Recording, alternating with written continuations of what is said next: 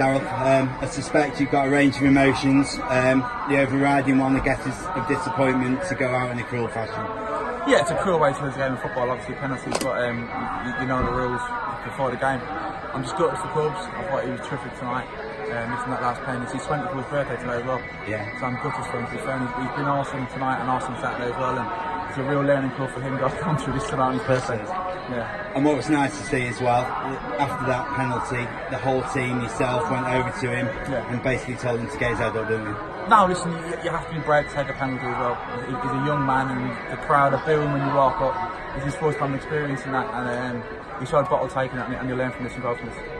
In terms of the game, do you think that pressure was a prevalent factor tonight for both teams in that there was no goals in normal time? No, I don't think so. I thought we had some real good opportunities first half. They had some second half.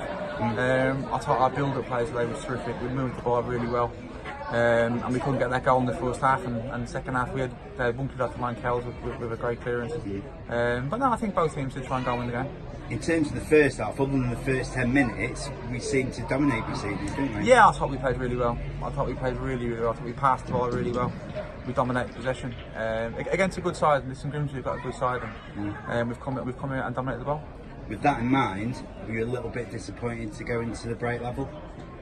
Yeah, we just said it there to the boys at the end. When you've got that much dominance in the game, you have to find a way to turn it into goals.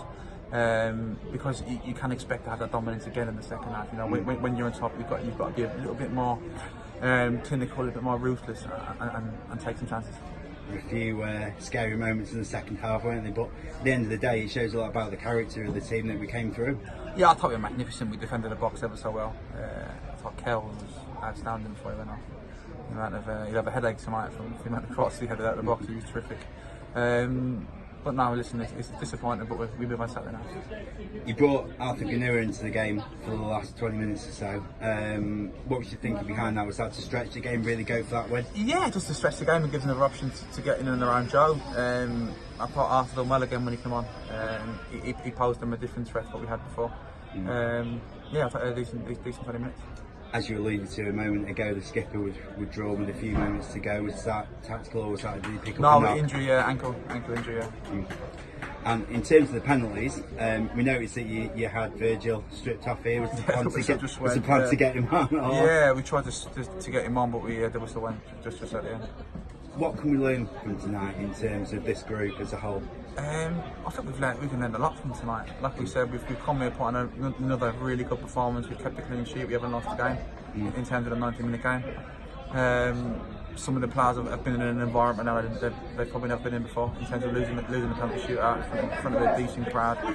That horrible walk you've got to make from the halfway line, and the emotions you get from it as well. You know, that horrible feeling of losing. And you have to learn and grow from that. Exactly. So, you know, that horrible feeling of losing tonight, that horrible feeling of not progressing in the competition. In some ways, we can use that to our advantage. For example, we have to come here in a short space of time in the league, don't we? Yeah, they won't look forward to playing us, I think, in the league after our performance today. That's for sure. And listen, we know they're a good side as well. They're a very good side, and I do wish them well. I've split their change room to wish them well the next round. I genuinely do. And just the final one, 44 fans in the away end. You would have thought it was 444 at times. Yeah, they were very noisy again for us tonight, and I'm glad they come back up after the last trip with that rain. And unfortunately we couldn't give them the win today, but like we always say, I think we need to be the team that worked hard for them and put on a good performance. Thanks very much. Cheers, thank you.